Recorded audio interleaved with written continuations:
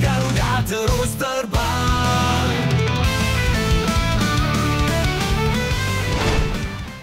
Sebagaimana kita tahu kalau dalam kurang lebih 2 tahunan terakhir, Timnas Indonesia khususnya di level senior udah berkesempatan ketemu tim-tim kuat, mulai dari Argentina, Irak, Jepang, Australia, ataupun Arab Saudi.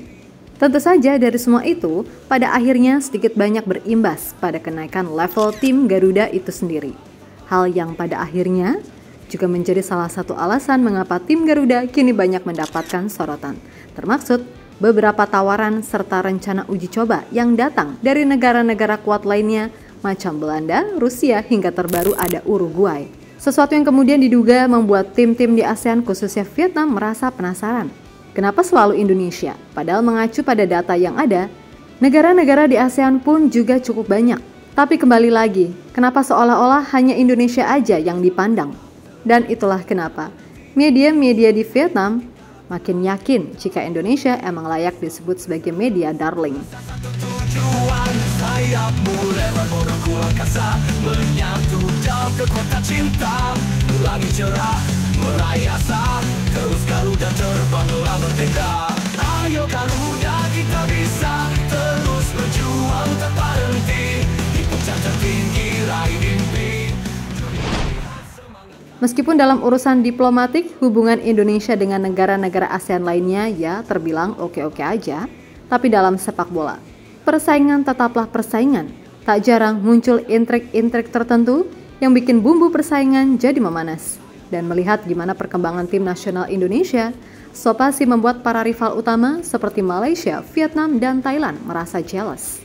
Malaysia mungkin bisa mengejek Indonesia karena nggak pernah juara AFF. Atau Thailand yang bisa mengejek Indonesia cuman bagus di level timnas, tapi soal liga, Indonesia dianggap udah ketinggalan jauh dari sisi manapun.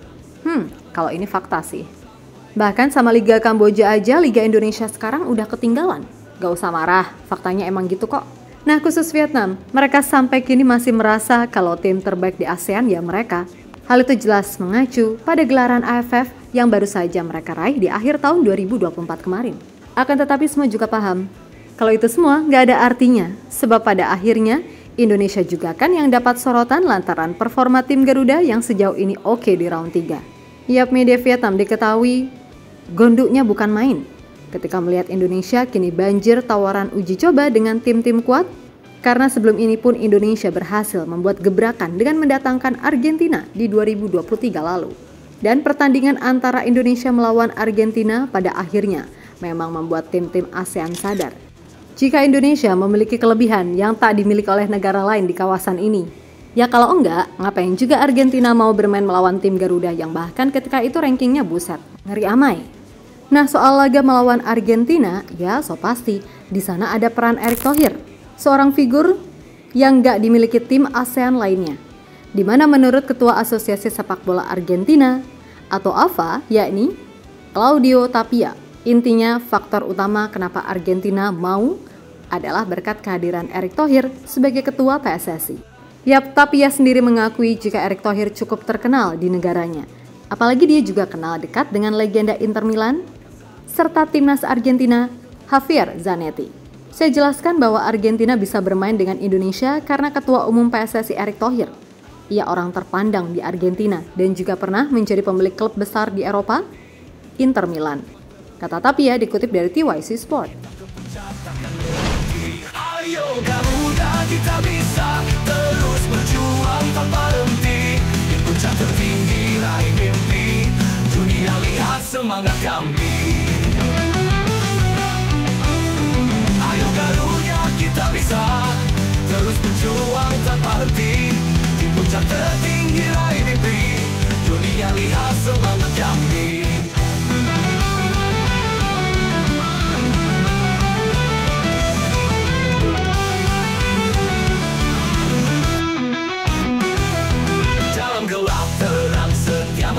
Berjuang sampai titik kalah terakhir, dalam doa kita selalu berserah, satu rasa satu tujuan, sayapmu lebar bodohku angkasa, menyatu jauh ke cinta. Lebih lanjut, dalam beberapa waktu dekat terakhir, Indonesia sendiri sebenarnya ada beberapa tawaran uji coba yang masuk dari tim-tim kuat. Selain tentunya Indonesia juga telah mengirim proposal ke beberapa negara kuat sebagai bagian dari agenda tahunan. Dan tim-tim seperti Rusia, Belanda, hingga Uruguay bahkan sudah memberikan tawaran. Namun karena jadwal yang masih bentrok, alhasil semua itu tertunda. Kecuali Rusia yang mungkin lebih kepada faktor non-teknis. Yap, tentu situasi semacam itu semakin membuat media-media di Vietnam gak karuan. Terlebih mereka juga menyoroti soal tiket Indonesia versus China yang ludes dalam sekejap. Yap, media Vietnam, The Tao 247, turut berkomentar terkait tiket timnas Indonesia versus China yang ludes total hanya dalam beberapa jam saja. Di mana mereka nggak habis pikir dengan antusiasme yang begitu tinggi dari pecinta sepak bola Indonesia. Laga timnas Indonesia versus China di kualifikasi Piala Dunia menimbulkan demam ekstrim.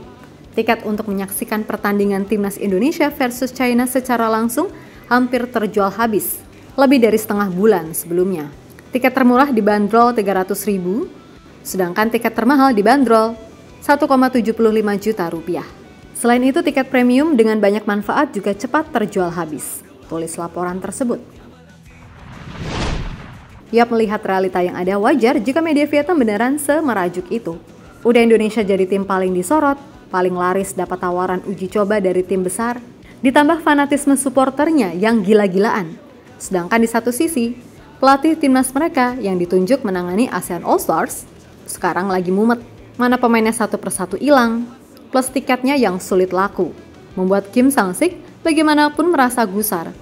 Padahal itu udah menyita waktu persiapannya bersama timnas Vietnam jelang laga kualifikasi Piala Asia 2027. Nah, lo gimana tuh? Mumet sendiri kan? Lagian bikin jadwal kok gitu. Niat ngebet buat caper, ujung-ujungnya malah mak pelkenter.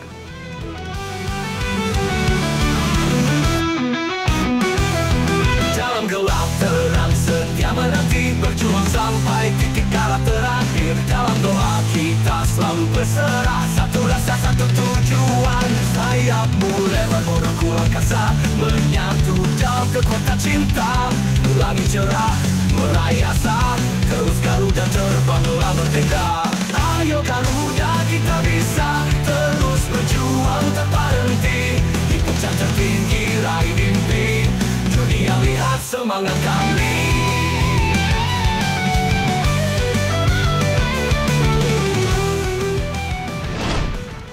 Ya, pada intinya untuk tahun ini jadwal dari timnas Indonesia masih sangat padat.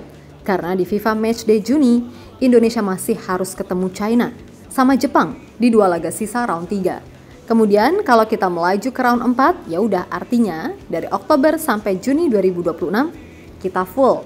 Lalu semisal Indonesia lolos ke Piala Dunia, ya udah itu tambah full lagi. Sehingga yang paling memungkinkan untuk Indonesia menggelar uji coba bisa di FIFA Matchday. Jika semisal skenario tadi dikehendaki Tuhan. Ya, bulan September 2025 dan akhir tahun 2026 gitu. Dan semua tahu kalau di September nanti udah ada 2 tim yang ACC buat diajak main, yaitu Lebanon serta Kuwait. Sebenarnya Malaysia juga diundang, tapi merekanya gitu, malah so iye. Jadi ya udah deh, semisal nggak mau, toh lawan Lebanon dan Kuwait juga malah mantep kan gitu.